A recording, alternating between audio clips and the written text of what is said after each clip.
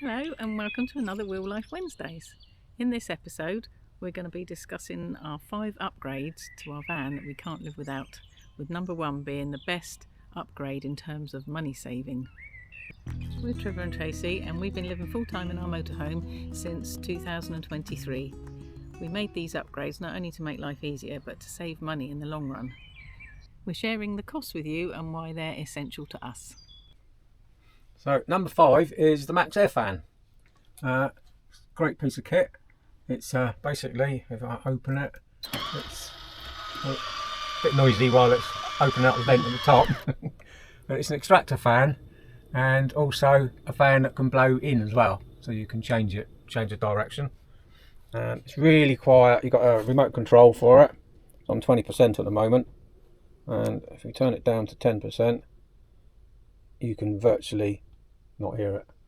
We sleep with it on, don't we? 10%. Yeah, we do. It's really great in the summer. You can have it on 10% all night. Hardly uses any battery, and just keeps it lovely and cool, doesn't it? We have it on blowing in, and it just keeps it lovely and cool, even without any air conditioning and stuff like that. And then in the mornings, and especially in the winter, we have it on extract and have it probably up 20-30%, and that takes all the moisture out. And sometimes we have it on all night as well, don't we? Just on 10% extract, and takes all the moisture and stops all the windows from misting up in the morning. And if they are all misted up at all, if it's really bad conditions, then yeah, we just put it on a little bit higher once we've got up. And we do it on the 20% extract, don't we? Yeah, and then it crack the windows open. Removes all the moisture on the windows.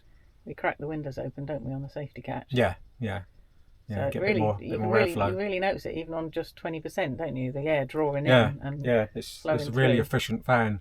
It really moves a lot of air. So yeah, it's really good. We also have it on at dinner time, don't we, to instruct the yeah. So when we're cooking, if you have it on blowing in, and you have the little kitchen window open, just a tiny little bit, it's even more efficient than the extractor fan that's over the top of the hob, because where it blows in through here, and the only way really out is out through the window, if you just crack that open, so it blows all the steam and the smells out that way. And so I think to have the old one taken out, because it just fits in place of the 400mm square roof light that was there originally, and to have that one taken out and this one supplied and fitted, I think all in it was about 900, I think, something like that, for the whole lot. So number 4 on our list is this beast here, which is a Victron Multi-Plus inverter and charger. And so it gives us 240 power in the van, so we can use mains appliances such as the air fryer and induction hob and the hairdryer, of course. Yeah, definitely. The hairdryer's needed. Definitely that. And if we've got plenty of solar and things, it'll also run the fridge on 240, so it saves a lot of gas. And on the charger side, it can charge up, when if you're on an electric hookup, it can charge the batteries on the under the seat there, all the leisure batteries, and I think it gives about 1500 watts into the batteries. So yeah, it does multiple different things. Keeps the whole. So when we're getting a lot of solar in, then we don't have to use any gas, do we? No. Is that right? No, we don't have to use any gas at all. Yeah. So from around about what it is now, sort of March, we're getting quite a bit of solar coming in when it is a nice day, and so yeah, we can switch the gas or switch the fridge over to electric, and so it's I think the only thing we have to do then is water, is it, by gas? Yeah, the heating, if we still need that on, or the hot water, unless you're boiling kettles, you can do it like that if you want, but yeah, just to have hot water out of the tap, you still need the gas on at the moment. But that's all we need it for in the summer, so yeah, we can go quite a while without having to. It really saves on the gas. Yeah, we've got plenty of solar if you get a nice sunny day anyway. Yes, like today it's been. Yeah. So the cost of this huge box here, that's taken up all the underfloor locker. Yes. It was all the only place we could find to put it. I think the box on its own is, depending on which model you get, is probably going to be, I think this one was somewhere around 800, something like that. But then you've got hundreds of pounds worth of cable and extra little boxes, and we've got a screen so we can see what's going on for the whole system. Yeah, but just this box on its own is probably about 800. What are the other boxes you need then to make it all work? Not really sure. That's why we got someone to fit it. So number 3, is it, on our I think list? we're down to 3 now, yeah. Here's our solar panels we've had fitted. When we first bought the van, it came with 160, I think it was, wasn't it? Yeah. Which was fine, but all it really did was sort of trickle charge the battery, the batteries up a little bit. So as soon as you started using them, obviously it didn't really do a lot. So yeah, we've got 4 175s on there now, so we've got an extra 700.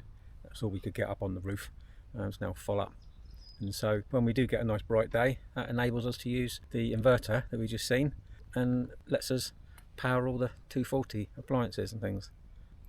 So having all this extra solar means that once we get to sort of springtime, we don't really need to go into campsites to use the electric hookup, which is always nice. Yeah, it saves quite a bit, doesn't it, not having to pay the extra, because campsites are getting quite expensive now, aren't they, as far as their electricity charges go. That's right, yeah. It's at least an extra £10, isn't it? Yeah, so it's not only the cost of the electric every night, it's the cost of the actual campsite as well, isn't it? Because you've usually got to pay quite a bit to go to a campsite that's got electric.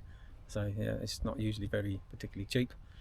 So it enables us to, once you get to springtime, we don't really need to go for electric hookup at all until the end of the summer, which is always good. And we prefer the quieter sites with no facilities, don't we? So that's why one of the reasons why we need the solar, isn't it? Because we don't go to the sites generally with hookups. So no, not if we can help it. Yeah. We want more wild, the power better. from the sun if we can. Yeah, and then we can go off and park ups a lot longer as well, can't we? That's right, yeah. Wild camping and things like that.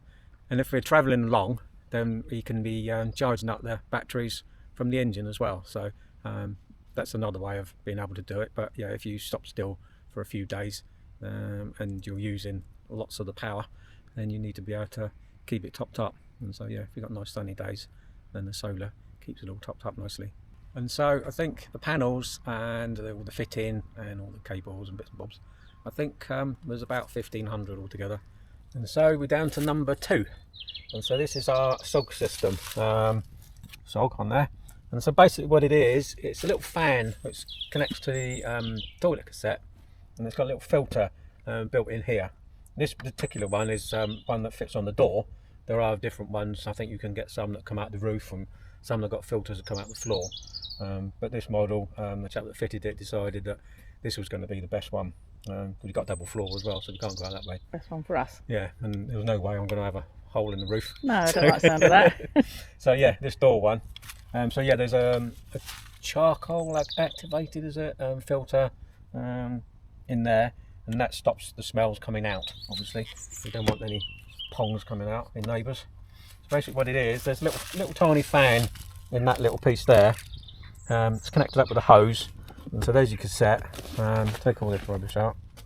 There's the cassette there, and on the cap there's a little hole drilled, and so you can put that in and plug in there. And then when you go to empty it, you've got a little plug here which you plug in, so that stops anything coming out when you're carrying it to go and empty it. And so what it does, plug that in there, and it's connected up to the little valve inside, so that when you open up the blade, it switches this little fan on, and then causes just a slight little downdraft, so you don't get any smells wafting up inside, straight in your face. And also, you don't have to use any horrible smelling, because we haven't found one that's nice yet.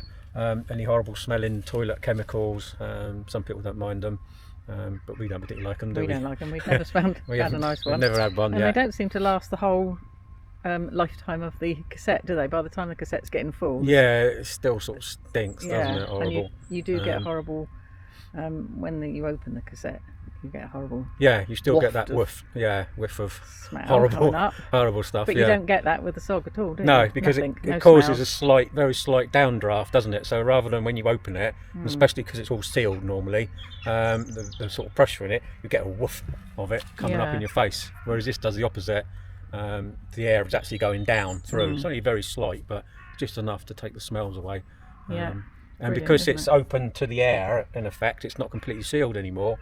Where we've got that hose coming through and coming out to the fresh air, apparently you get a lot more oxygen in the tank, and it all breaks down the bacteria, breaks it all down a lot quicker. which is really good. So easier to empty without Yeah. big lumps Yeah, if you want. clogging it up.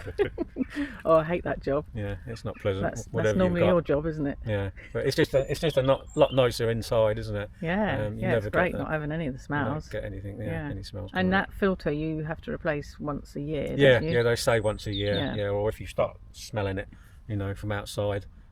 Yeah, just was it there's a new one in there. We Yeah. had one in our camper that we had before the motorhome, didn't we? And that we said when we got this, that was one of the first things we wanted changing because Yeah. we hate using the chemicals and we hate the smell. Yeah. So But when you're using it all the time, yeah, you don't want to be constantly putting in the chemicals and all the rest of it. So no, yeah, and doesn't matter. You can empty it into septic tanks and all the rest of it because obviously there's no chemicals in. So yeah, you still have to empty it in a proper place. oh You yeah, know, you can't just chuck it in a dump, bush. But dump your waste anywhere. It is horrible waste. Yes. But yeah, you can put it in septic tanks and that because some people are a bit funny. You have to use particular green chemicals if there is such a thing. Yeah. Yeah. And so the cost of this, I believe, was having it all fitted. Was it something around £400? I think it was. Yeah. Well worth it. Yeah, in our opinion, it's well worth it. Definitely. And so basically, all it is just when you open the blade up, it's just a slight fan going. Doesn't make a lot of noise. You can just about hear it. So yeah, that's all it is. So, what's number one, Trevor? Well, number one on our list anyway is our refillable gas tanks. This was one of the first things we had done, I think, wasn't it? Just a few weeks. Are they called gas tanks or bottles? Gas bottles. There are probably bottles in there, but yeah, whatever. So yeah, we've got the gas low system. It saves an awful lot of money each time we have to renew. We've got two 11, I think these are 11 kilo bottles, aren't they? Yeah. And they're slightly different size to the colour gas.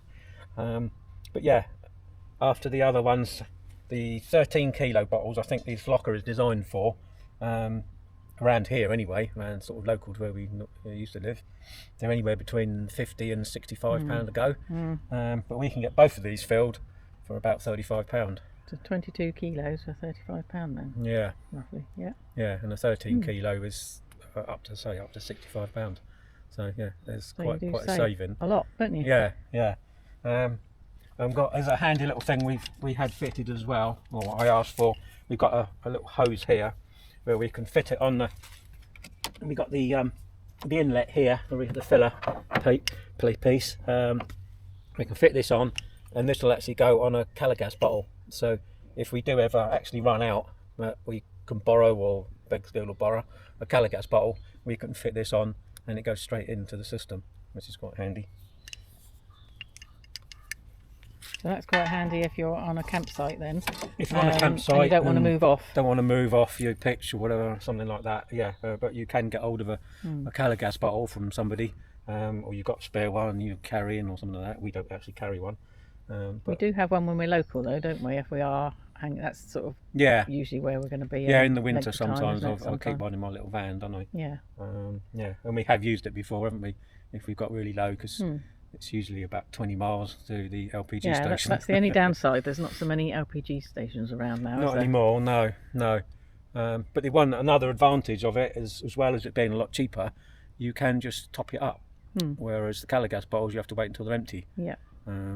And so yeah, that can be a bit of a pain as well. So yeah, if we're on the road anyway, even if they're not empty, Yeah, we if we're go going- past the station that's got If it, you go nearby one, yeah, we top it up. we top it up. Yeah, and so that was about, I think, it was about £800, I think, for the kit. Yeah. £900, something like that, and then to have it actually fitted. Yeah, but yeah, that will pay for itself quite quickly, actually. And that was number one because it's our one we save the most money on. Yeah, Yeah. yeah, where we're full time. Yeah, we use a lot of gas, particularly in the winter. So yeah, that does save an awful lot of money for us. So that was our 5 best upgrades, wasn't it? Yep. Maxxair fan, wasn't it, the first one? Then the inverter, then the SOG system, Oh. then the I missed one. Yeah. Solar panels, wasn't it? Solar panel number 3. And then the SOG system, and then the gas fill. Mm. All quite expensive additions to our van. Yeah, aren't yeah, they? they're not cheap. But we think well worth it for what we like camping wise, we like to be as off grid as we can be, don't we? Yeah, gives us a bit more freedom. Yeah, we like this. We like the sites with no facilities, so we don't want to be on sites where you've got to pay, 25 plus for facilities and hookups and what have you. So having the solar and the inverter and helps that, doesn't it? Yeah, and when we're full time, quite a few of them will pay for themselves, won't they? And money saving. In the long run, yeah. But it's not all about the money saving. It's about the style of camping you do, isn't it? And what you want. If you like going to those sites with all the facilities and just plugging in, then you wouldn't need some of the upgrades we got, would you? But if you don't, if you're like us and like a bit of wild camping and the smaller, more natural sites, then all those bits help, don't they? Definitely. Yeah, all good. So let us know what your favourite upgrades are, whether you've got similar or something different, whether there's something that you've got you think we'd benefit from. Let us know in the comments. So I hope you found that video useful. If you enjoyed watching, if you could like and subscribe, that would be brilliant. Really helps our channel grow. And we'll see you on the next one. Bye.